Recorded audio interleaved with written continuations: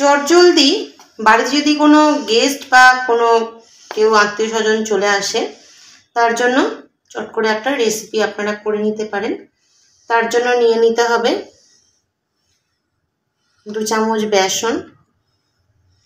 বেসনটা আমি মানে 2.5 এরকম নিচ্ছি, 2.5 চামচ। এর মধ্যে আমি দিয়ে দেব ডিম।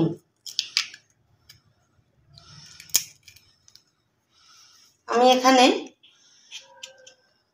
3টে ডিম নিয়েছি।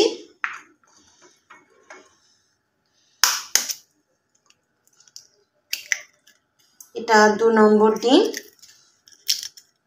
আর আমি এখানে এই যে 3 নম্বর ডিমটা নিয়ে নিলাম। 3টে ডিম নিলাম। এবার এটাকে একটু মিশিয়ে নিয়ে এর মধ্যে দিয়ে দিলাম একদম মিহি করে রাখা পেঁয়াজ কুচি, লঙ্কা কুচি।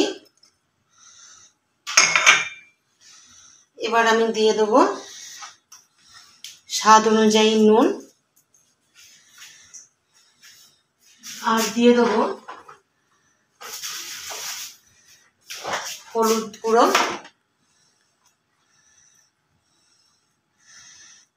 দিয়ে দেব অল্প একটু লঙ্কার গুঁড়ো। এটা আমি কাশ্মীরি রেড চিলি পাউডার দিচ্ছি।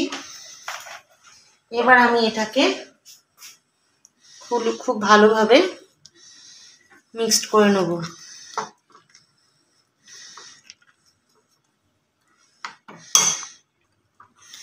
এটাকে আমি ভালো করে মিক্সড করে নেব। একটু জল জলের মতোই থাকবে।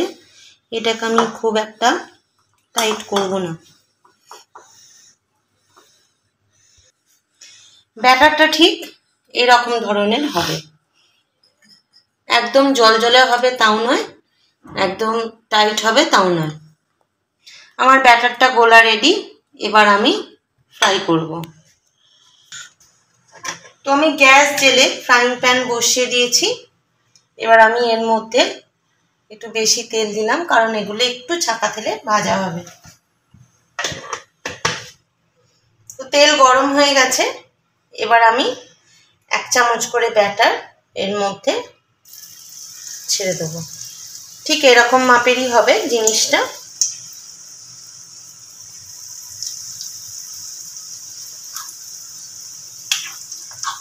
কিন্তু খুব সুন্দর খেতে লাগে।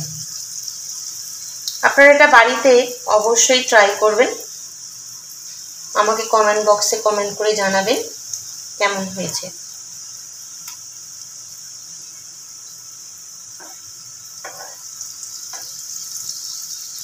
আপনারা আমাকে উৎসাহ দিলে আমার এগিয়ে যেতে একটু সুবিধা হবে।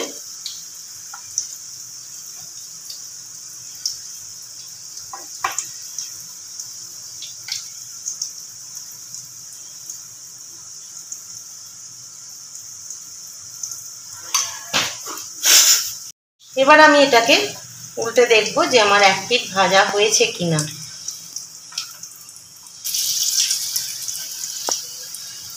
খুব একটা লাল হয়নি। আমি লাল করে এগুলো ভাজবো না খুব।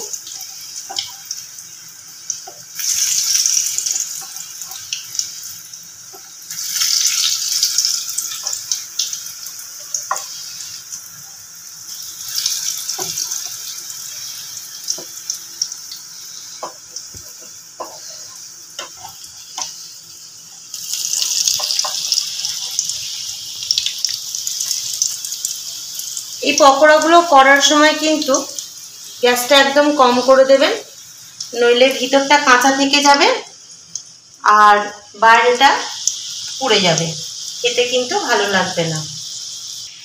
আমার কিন্তু পকোড়াগুলো ভাজা হয়ে গেছে।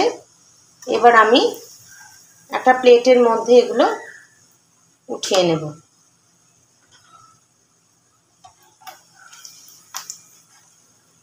এগুলো কিন্তু খেতে খুবই মজাদার হয়।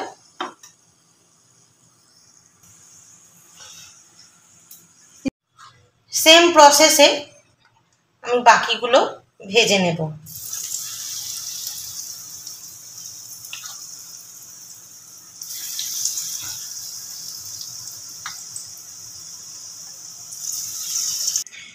তো আমার এখানে সবকটা পকোড়া ভাজা হয়ে গেছে। তো এটা আমি সসের সাথে পরিবেশন করব। কেমন লাগলো অবশ্যই ভিডিওটা কমেন্ট করে জানাবেন। ভালো লাগলে একটা লাইক করবেন, শেয়ার করবেন, সাবস্ক্রাইব করবেন আমার চ্যানেল শতদ্রোজ কিচেন, SATADRUS।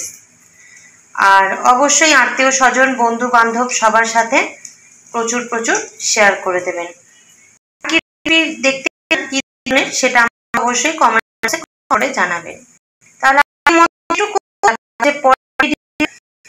জন্য ভালো থাকবেন, সুস্থ থাকবেন, সাবধানে থাকবেন। নমস্কার।